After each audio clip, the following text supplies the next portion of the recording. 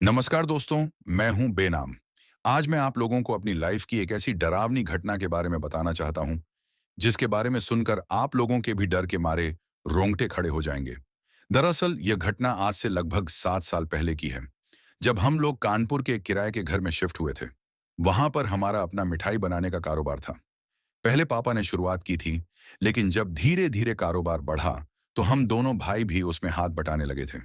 सिकरारा गांव से हम सीधे कानपुर आ गए थे और हमने अपने रहने के लिए एक मकान किराए पर लिया। जब पहले दिन हम मकान में शिफ्ट होने के लिए अंदर कदम रखे तो वहां पर मुझे कुछ अजीब सा लगा और साथ में एक अजीब सी बदबू महसूस हुई। लेकिन मैंने इस बात पर ध्यान नहीं दिया। घर में सारा सामान सेट हो गया था। शाम को मम्मी ने खाना बनाया। हम सब ने खाना खाया और जब मैं छत पर टहलने के लिए गया तो मेरी नजर घर के बाहर आंगन में गई। मैंने देखा कि एक औरत जो काली साड़ी पहने हुए थी, वह आंगन में बैठी हुई थी। ये देखकर पहले तो मैं हैरान रह गया, क्योंकि घर का दरवाजा तो अंदर से लॉक था और आज ही हम लोग वहां आए थे। किसी से हमारी जान पहचान भी नहीं थी, तो भला इस वक्त यह औरत यहाँ क्या कर रही थी? इसलिए मैंने उसे आवाज देने से बेहतर ये समझा कि मैं जल्दी से छत से उतरकर मकान के आगे उस जगह की तरफ जाऊं जहां वह औरत थी। लेकिन अब वह मुझे कहीं दिखाई नहीं दे रही थी। ये देखकर मैं हैरान रह गया कि अभी तो वह औरत यहीं थी। फिर सोचा शायद मन को भ्रम हुआ होगा, लेकिन मेरा दिल यह मानने के लिए तैयार नहीं था कि मेरे मन को भ्रम हुआ है। फिर मैं अपने कमरे में चला गया। धीरे धीरे सभी घर वाले सो गए थे, लेकिन मैं अभी तक अपने मोबाइल में ही लगा हुआ था। तभी मुझे किसी के घुंघरू बजने की आवाज सुनाई दी, जैसे कोई औरत चल रही हो। जबकि मेरी माँ की जो पायल थी, उनमें घुंघरू की इतनी आवाज नहीं होती थी। तो ऐसे में घुंघरू की आवाज सुनकर मैं थोड़ा हैरान रह गया। आवाज जिस तरफ से आ रही थी, अब मैं दरवाजे की तरफ देखने लगा। उस वक्त मेरे कमरे का दरवाजा खुला हुआ था। तो मैंने देखा कि काली साड़ी में एक औरत मेरे कमरे के आगे से गुजरी है।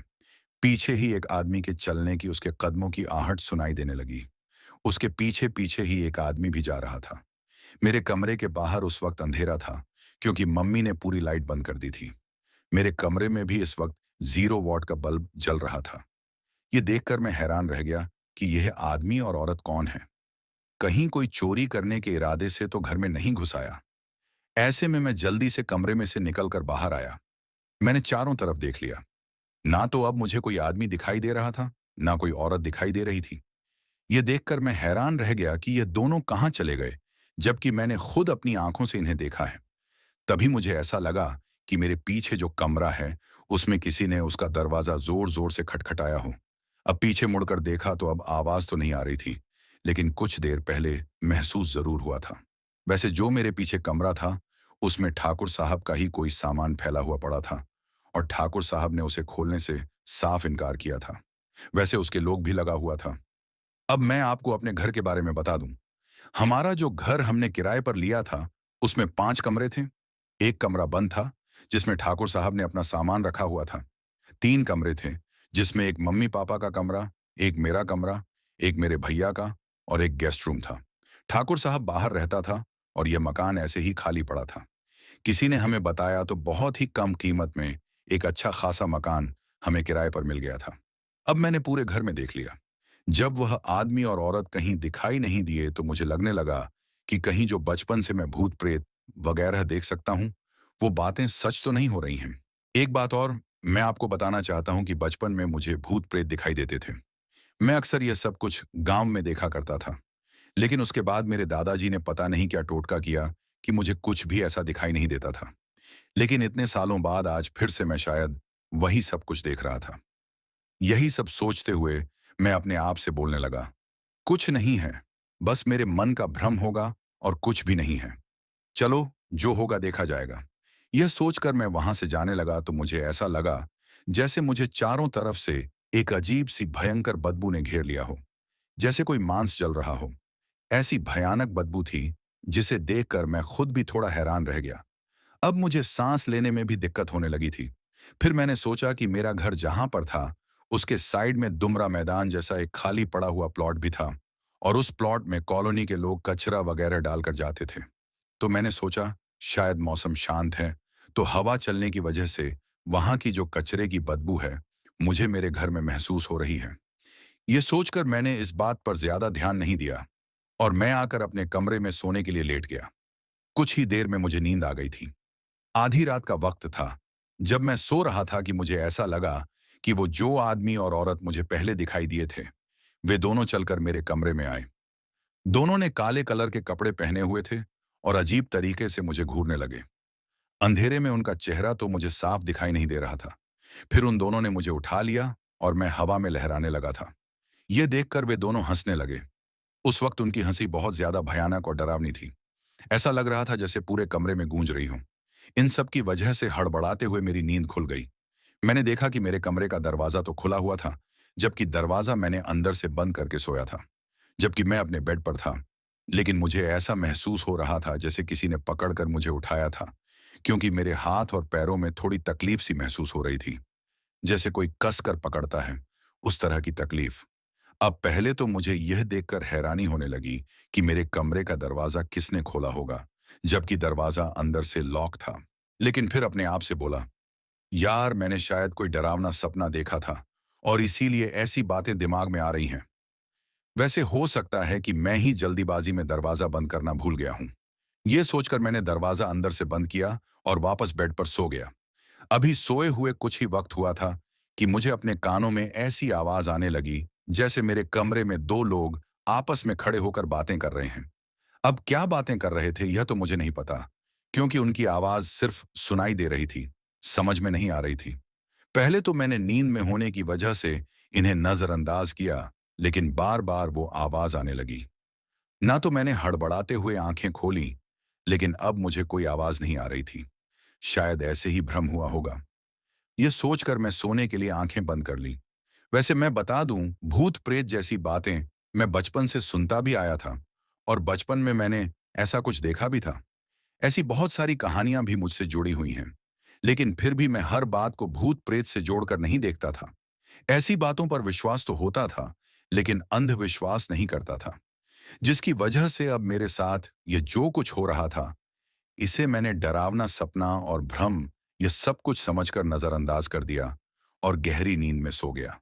धीरे धीरे पूरी रात बीत चुकी थी और सुबह की रोशनी घर के आंगन में फैलने लगी थी। हम सब अपने अपने काम पर निकलने की तैयारी में लग गए थे। मम्मी ने हमेशा की तरह हमारे टिफिन पहले ही पैक कर दिए थे। नाश्ता खत्म करने के बाद हम उनसे बातें कर ही रहे थे कि तभी रसोई से किसी चीज के जोर से गिरने की भयंकर आवाज आई। हम घबराकर भागते हुए अंदर पहुंचे तो देखा कि स्टील का पानी रखने वाला बर्तन फर्श पर उलट चुका था और पानी दूर तक फैल गया था। जिस जगह वह रखा था, वहां से इतनी दूर उसका पहुंच जाना ऐसा लग रहा था जैसे किसी ने उसे उठाकर पूरी ताकत से फर्श पर दे मारा हो। बर्तन पर पड़ा गहरा निशान देखकर मम्मी स्तब्ध रह गईं।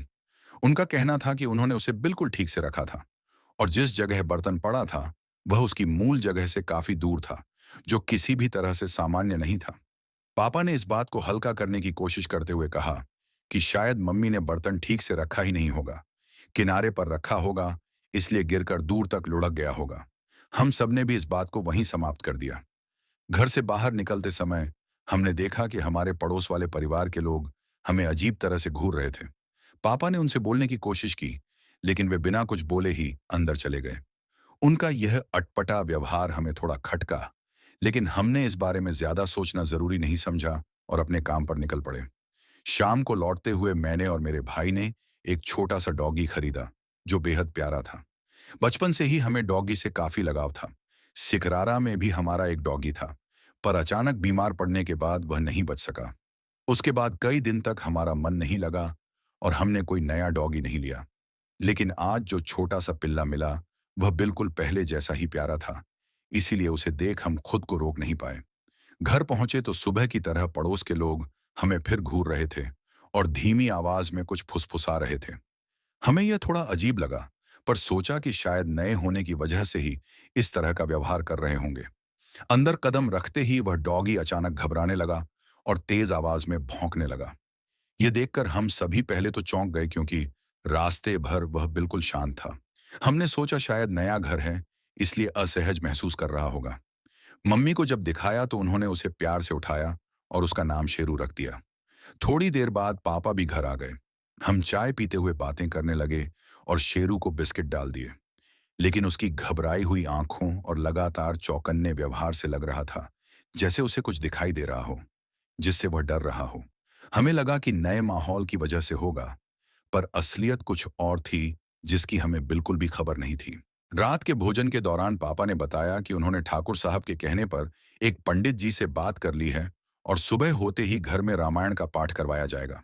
उनका कहना था कि किसी भी नए घर में प्रवेश करने से पहले यह सब करवा लेना चाहिए, ताकि शांति बेहतर बनी रहे।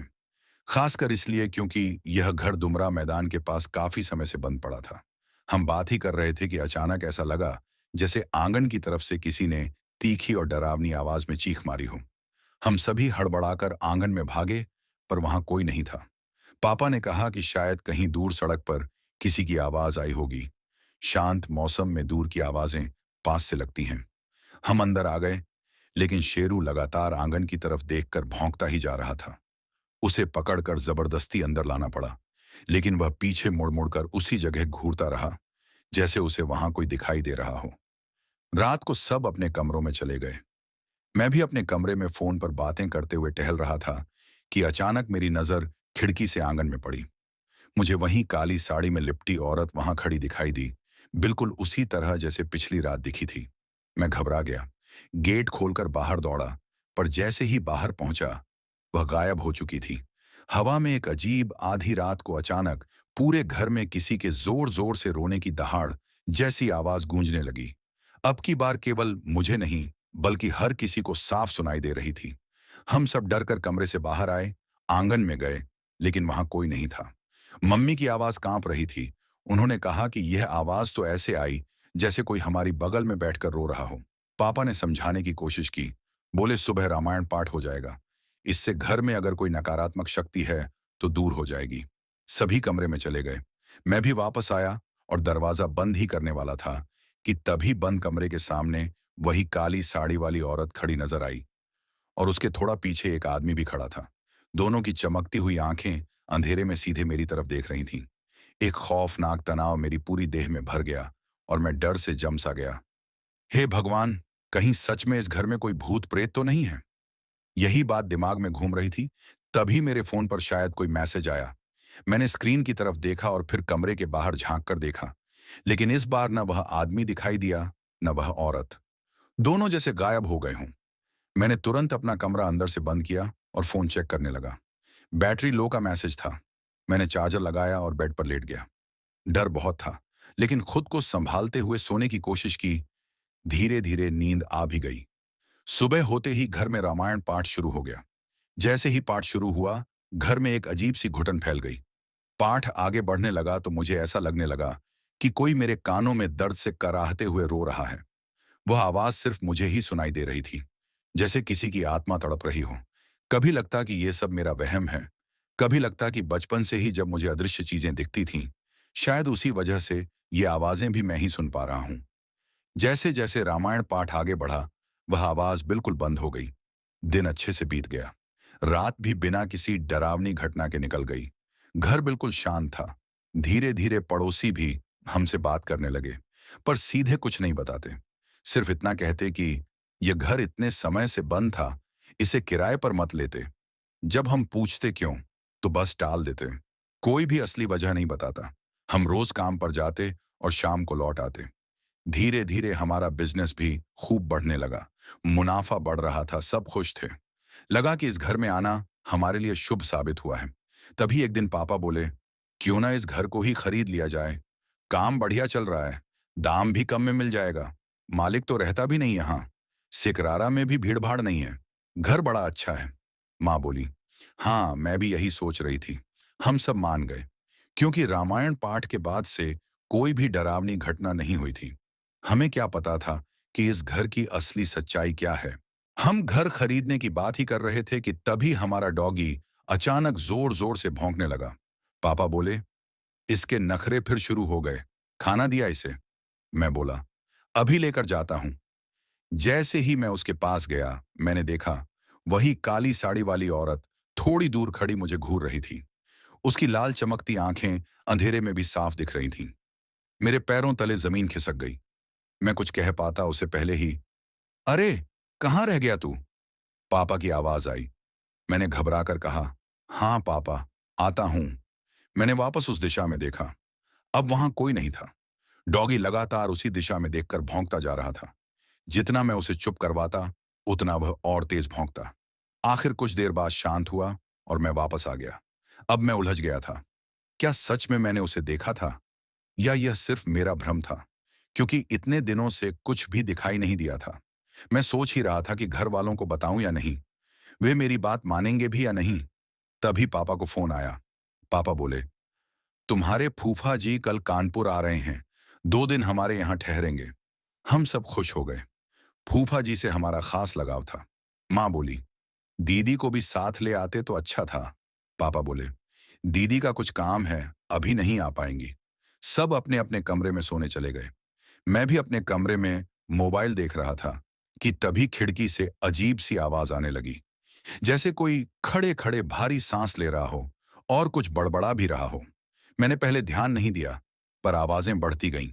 जब मैंने खिड़की की तरफ देखा, मेरा खून जम गया। वही जला हुआ आदमी, उसका चेहरा बेहद भयानक था। आज पहली बार मैं उसे साफ देख पा रहा था। वह मेरी तरफ देखकर अजीब सी मुस्कान दे रहा था। मैं हिल भी नहीं पाया। फिर उसने अपना हाथ बढ़ाया और देखते ही देखते उसका हाथ असामान्य रूप से लंबा होने लगा। मेरी सांस रुक गई। मैं भागने के लिए उठा ही था कि कमरे का दरवाजा अपने आप बंद हो गया। अब तो मेरे पैरों में जान ही नहीं बची थी। कमरे में अचानक ठंडक फैल गई। चारों तरफ से अजीब अजीब आवाजें आने लगीं। मैं जिधर देखता, उधर कोई नहीं। दूसरी तरफ देखता तो आवाज वहीं से आ जाती। और तभी मेरे कमरे के कोने में मुझे वही आदमी और वही औरत दिखाई दिया। 0 वॉट के बल्ब की हल्की रोशनी में दोनों मुझे देखते हुए डरावनी मुस्कान के साथ मेरी तरफ बढ़ने लगे। मेरा कलेजा जैसे मुंह को आ गया। मैं जोर जोर से चिल्लाने लगा। मेरे चिल्लाने की आवाज सुनकर घर वाले दौड़े। उन्होंने बार बार दरवाजा खोलने को कहा, लेकिन मैंने उसे अंदर से लॉक कर रखा था।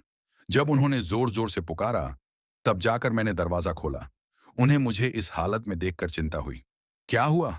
उन्होंने पूछा, पर मैं डर से कुछ बोल ही नहीं पा रहा था। धीरे धीरे हिम्मत करके मैंने थोड़ी बहुत बातें बताई। सुनकर सभी लोग परेशान हो गए।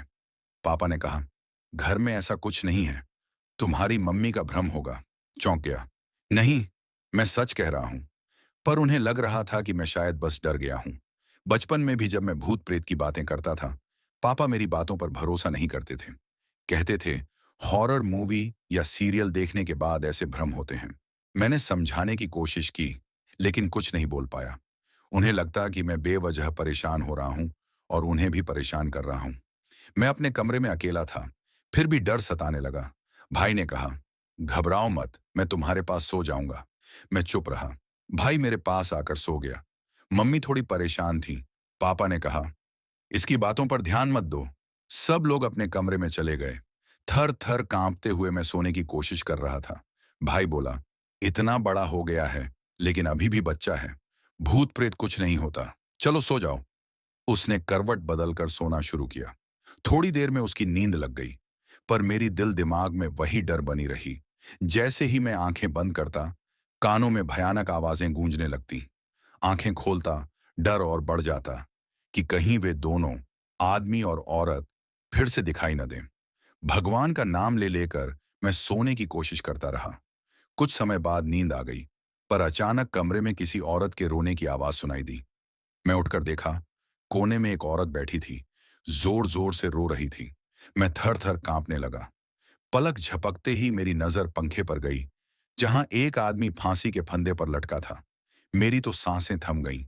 औरत उठी, धीरे धीरे उस आदमी की लाश को पंखे से उतारा, फिर मिट्टी का तेल खुद पर डालकर आग लगा ली। उसकी चीखें पूरे कमरे में गूंजने लगीं। मैं चिल्लाया। मेरी आवाज सुनकर भाई जाग गया। उसने मेरा हाथ पकड़ा। मैं और जोर से चिल्लाने लगा। क्या हुआ? उसने घबरा कर पूछा। मैंने कुछ नहीं कहा। भाई बोला, यार नींद डिस्टर्ब कर दी, चलो सो जाओ। मैं घबराते हुए सोने की कोशिश करता रहा। मन तो भागने का कर रहा था, ताकि यह सब मुझे दिखाई ही न दे। हर पल कमरे में डर महसूस होता। आंखें बंद की तो लगता जैसे कोई पास खड़ा है। आंखें खोली तो खिड़की पर वही आदमी और औरत मुझे घूर रहे थे। दिल की धड़कन बढ़ गई। रात गुजरी और सुबह बुखार हो गया। मम्मी परेशान थी। पापा और भाई को लगा मैं डरावना सपना देख रहा हूं। मैं पूरे दिन वही सोचता रहा। थोड़ी हिम्मत करके मम्मी से कहा, मम्मी, इस घर से चलो, मुझे यहां नहीं रहना। मम्मी ने कहा, बेटा, सब ठीक हो जाएगा, तू आराम कर। लेकिन मेरे गुस्से और डर को कोई समझ नहीं पाया। किसी की आवाज, किसी की आहट, सब डराती।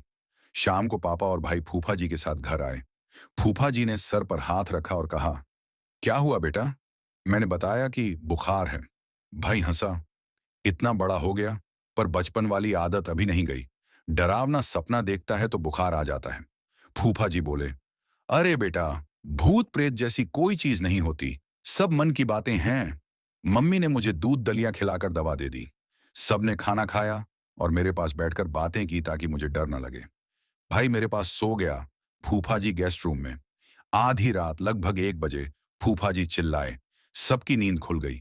कमरे में जाकर देखा फूफा जी थर थर कांप रहे थे। भाई ने लाइट जलाई तो उनके डर को देखा। ये देखकर मेरे पापा ने उन्हें संभालते हुए पूछा, क्या हुआ जीजा जी?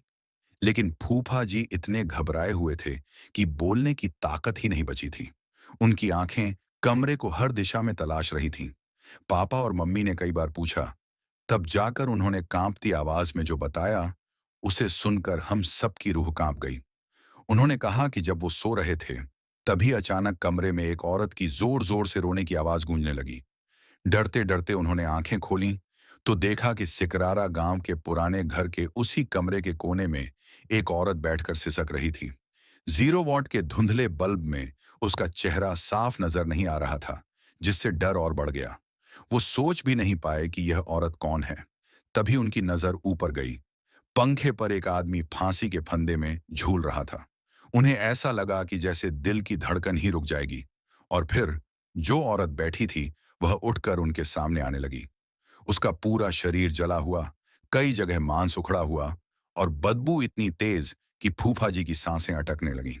फूफा जी ने कहा कि उसी वक्त वह औरत अजीब तरीके से मुस्कुराई, जबकि फंदे पर लटका आदमी जोर जोर से पागलों की तरह हंसने लगा।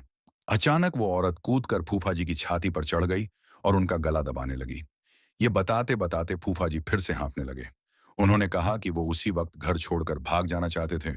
हमने उन्हें रोकने की कोशिश की, लेकिन वो 1 मिनट भी उस मकान में रुकना नहीं चाहते थे। शाम को जब आए थे तो कह रहे थे कि भूत प्रेत जैसी कोई चीज नहीं होती, लेकिन यह सब देखने के बाद उनकी सोच पूरी तरह बदल गई थी। घर वाले भी अब डर गए थे, क्योंकि सब जानते थे कि फूफा जी झूठ नहीं बोलते और न ही अक्सर वे किसी भ्रम में आते हैं। सबको लगने लगा कि सच में इस घर में कुछ बुरी ताकत मौजूद है। किसी तरह रात कट गई। सुबह होते ही फूफा जी, जो 2 दिन रुकने आए थे, ये कहकर चले गए कि अब वे यहाँ नहीं रुकेंगे और किसी होटल में ठहरेंगे। उनके जाते ही घर में और तनाव बढ़ गया। मम्मी ने कहा, अब इस घर को छोड़ देते हैं, कहीं और घर ढूंढ लेते हैं। लेकिन पापा तैयार नहीं हुए। पापा बोले, कुछ नहीं होगा, मैं संभाल लूंगा, घबराओ मत। हमें पता था कि पापा अपनी ही बात मानते हैं। उन्होंने किसी को बुलाया और बात की। उस दिन मैं और भाई काम पर चले गए। हालांकि तबीयत मेरी ठीक नहीं थी, फिर भी घर में रहना अब सहन नहीं हो रहा था। मम्मी भी डर के कारण घर बंद करके सिकरारा के पास रहने वाली अपनी बहन के घर थाजनान नीलियर्न सोनन डेलिनामिनान किचनामिनीनाम जिसोनातन tundan and in a one Korea one in nan in the men one when it worry dukanen the renetter me the men when in the you one any kieran can in the you walked in surrounding the bumper sock and surdy circin it can man in circum in the one it done an neso man never man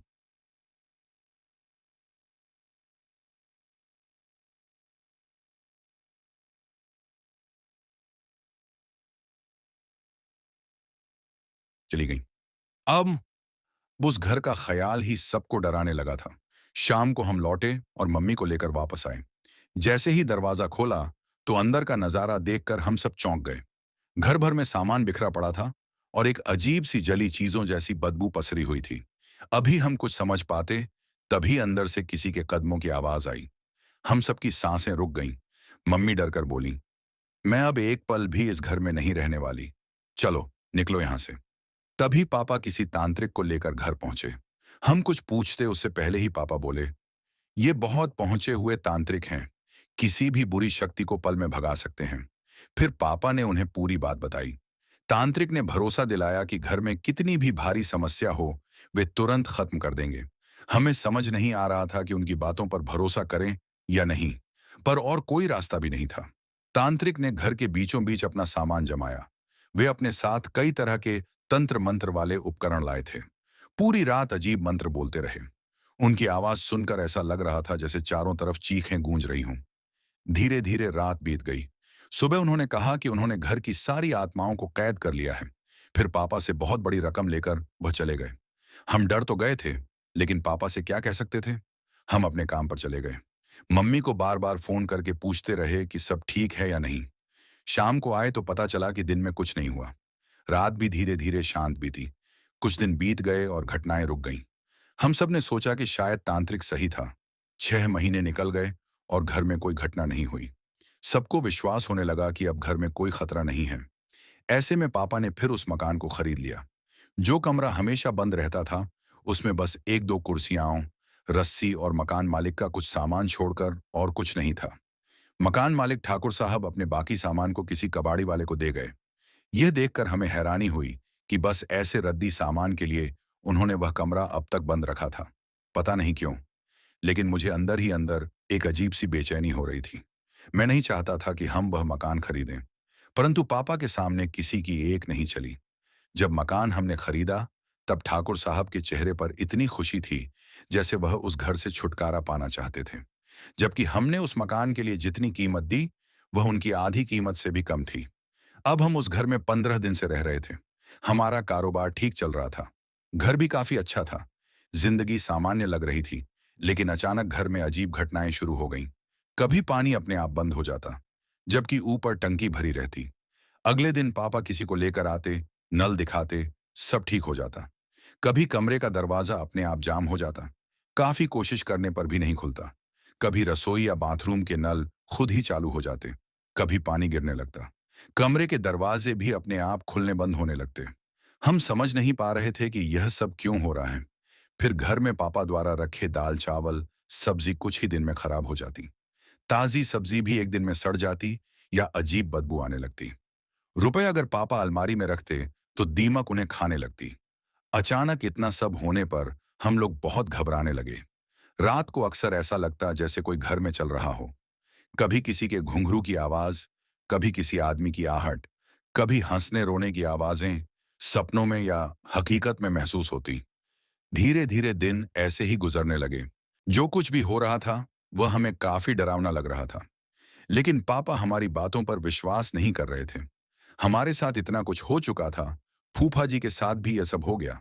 पर पापा हमारी बात समझने की कोशिश नहीं करते थे। कभी हम कुछ कहते तो डांट कर चुप करवा देते। एक रात घर में अचानक तूफान जैसा माहौल बन गया। जो अब तक सपनों में ही सुनाई देता था, वह आंखों के सामने दिखाई देने लगा। ऐसा लगता जैसे कोई चल रहा है, भाग रहा है। अचानक बहुत तेज आवाज गूंजने लगी। पूरे घर में रोने चिल्लाने की आवाजें सुनाई देने लगी। कमरे के दरवाजे अपने आप खुलने बंद होने लगे। ये देखकर हम और ज्यादा घबराए। लगने लगा कि वे आत्माएं वापस लौट आई हैं। धीरे धीरे रात गुजर गई। हम वहां एक पल भी रुकना नहीं चाहते थे, पर खरीद लिया मकान था, इसलिए कोई विकल्प नहीं था। और इतना जल्दी दूसरा घर भी नहीं खरीद सकते थे। मोहल्ले में पहले ही भूत प्रेत जैसी बातें फैल चुकी थीं। कोई उस घर के पास से गुजरना भी नहीं चाहता था। शाम को हम घर पर बैठकर यह सब चर्चा कर रहे थे। तभी हमारा कुत्ता शेरू, जो हमेशा भौंकता रहता था, जोर जोर से भौंकने लगा। अब आत्माएं केवल उसे दिखाई देती थीं। पापा ने सोचा, गुरुजी को बुलाना चाहिए। हमारे गुरुजी उज्जैन से थे। फोन पर पापा ने उनसे बात की। उस रात वही सब कुछ हुआ जो पिछली रात हुआ था। हम जानते थे कि हमने घर में एक एक पल कैसे बिताया। जैसे तैसे सुबह हुई। पापा अगले दिन गुरुजी के साथ लौट आए। तब जाकर हमें थोड़ी तसल्ली मिली। गुरुजी घर में कदम रखते ही चारों तरफ देखकर हैरान हो गए। वह कमरे के सामने खड़े हुए, जो हमेशा बंद रहता था और अब स्टोर रूम बन गया था। घर में अजीब सी बदबू फैल गई। गुरुजी ने माला हाथ में लेकर ध्यान किया। फिर आंखें खोलकर कमरे की चारों तरफ देखकर बोले, सब कुछ तुम्हारे मन का भ्रम है। इस घर में कुछ भी नहीं है। हम लोग एक दूसरे की तरफ देखकर हक्का बक्का रह गए। ये कैसे हो सकता था? हमें तो पता था कि घर में आत्माएं हैं, गुरुजी ने देखा और कहा, घबराओ मत, इस घर में कुछ भी नहीं है।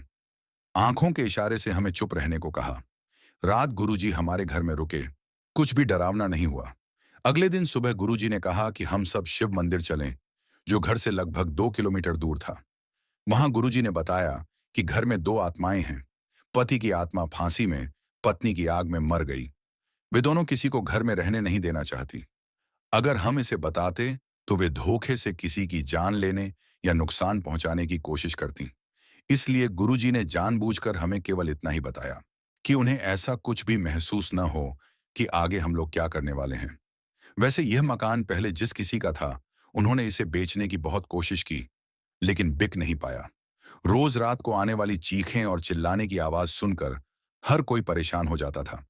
घर का मालिक ठाकुर साहब के चाचा चाची ने यह घर उन्हें दे दिया था। उनके कोई संतान नहीं थी। जब चाचा चाची की मौत हुई तो यह घर ठाकुर साहब के पास आ गया। जब घर के बारे में लोगों ने आने वाली अजीब घटनाओं के बारे में बताया, तो ठाकुर साहब खुद भी रात में एक बार रुकने आए और आधी रात को ही घर छोड़कर भाग गए।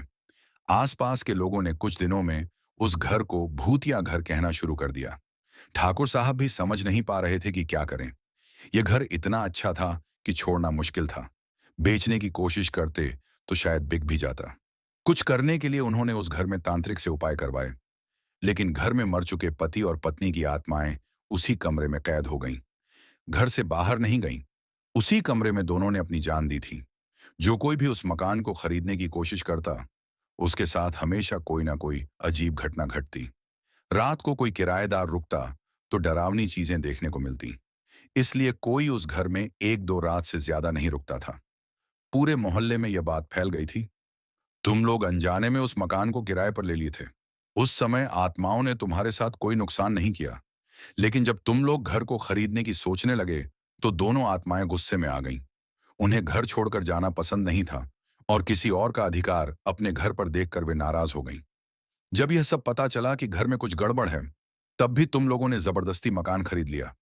अब आत्माएं बहुत ज्यादा गुस्से में हैं और तुम्हारी जान की दुश्मन बन गई हैं, क्योंकि तुम लोगों ने उन्हें घर से दूर करने की कोशिश की। ऐसे में या तो वे घर में किसी की जान ले लेंगी या तुम्हारा जीना इस तरह हराम कर देंगी कि जिंदा लाश जैसा बन जाओ। घर छोड़ने पर भी सजा भुगतनी पड़ेगी। यह सुनकर हम लोग बहुत घबराए। पापा, जो हमारी बातों पर विश्वास नहीं करते थे, अब परेशान दिखाई देने लगे। गुरुजी के सामने पापा ने हाथ जोड़कर कहा कि कृपया आप कुछ करें। गुरुजी ने सोचा और घर में 7 दिन तक हवन करवाने का निर्णय लिया। जब तक हवन चलता, हमें घर से बाहर रहने और ऐसा व्यवहार करने के लिए कहा जैसे हम कुछ दिनों के लिए कहीं घूमने जा रहे हों। हमने बिल्कुल वैसा ही किया। शाम को जब हम घर लौटे तो जानबूझकर ऐसा बर्ताव किया जैसे कहीं जाना चाहते हैं। गुरुजी की मौजूदगी में हमारे साथ कुछ भी गलत नहीं हुआ। अगले दिन हम अपने कुत्ते शेरू को लेकर होटल में कुछ दिन रहने गए। माँ कुछ समय के लिए सिकरारा गांव चली गई। कारोबार संभालना भी जरूरी था। गुरुजी ने उज्जैन से अपने शिष्य बुला लिए। पापा उनके पास रुके और हवन यज्ञ शुरू हुआ। 7 दिन बाद जब हम घर लौटे तो घर में शांति महसूस हुई। पापा ने बताया कि गुरुजी ने अखंड हवन के दौरान कितनी मुश्किलें झेली, लेकिन उन्होंने आत्माओं को काबू में कर लिया। अब शायद आत्माएं मुक्त हो गई हैं। हालांकि जो कुछ हमारे साथ हुआ, उसकी वजह से दिल और दिमाग में डर बैठ गया था। एक पल भी घर में रहना मुश्किल लग रहा था। पापा ने भरोसा दिलाया कि अब घर में कुछ भी नहीं होगा। शुरुआत के कुछ दिनों तक घबराहट की वजह से नींद ठीक से नहीं आई, लेकिन अब समय गुजरने के बाद घर में डरावना अनुभव नहीं हुआ। आत्माएं शायद मुक्त हो चुकी हैं। अब हम शांति से रह रहे हैं। कारोबार भी अच्छा चल रहा है, लेकिन रात के अंधेरे में अकेले कमरे से बाहर निकलते समय अभी भी घबराहट होती है। वह अनुभव याद आते ही दिल की धड़कन तेज हो जाती है। अब हम बस भगवान से यही प्रार्थना करते हैं कि फिर कभी ऐसी स्थिति ना आए। पड़ोसी अब हमसे घर की घटनाओं के बारे में बातें करने लगे हैं। पहले वे डर के कारण कुछ नहीं कहते थे। आज भी वे हमारे घर फंक्शन पर नहीं आते। मैं यह सच्ची डरावनी घटना आप लोगों के साथ इसलिए साझा कर रहा हूं ताकि अनजान शहर में कभी कोई किराए का घर तलाशते समय सावधान रहें। किसी अच्छे मकान को लालच में खरीदने से पहले आस पड़ोस के लोगों से जानकारी जरूर लें। अनजाने घर में छोटी सी गलती भी खतरनाक साबित हो सकती है। कोई सिद्ध गुरु नहीं मिला तो जिंदगी और परिवार की सुरक्षा खतरे में पड़ सकती है। यदि जान बच भी जाए, तब भी दिल और दिमाग पर पड़े असर को भुलाया नहीं जा सकता। तो दोस्तों, यह थी हमारी आज की कहानी। कहानी कैसी लगी? कमेंट बॉक्स में ज़रूर बताएं। साथ ही अगर आपने अभी तक चैनल सब्सक्राइब नहीं किया है, तो जल्दी से सब्सक्राइब कर लें। आपका यह छोटा सा सहयोग मेरे लिए बहुत मायने रखता है।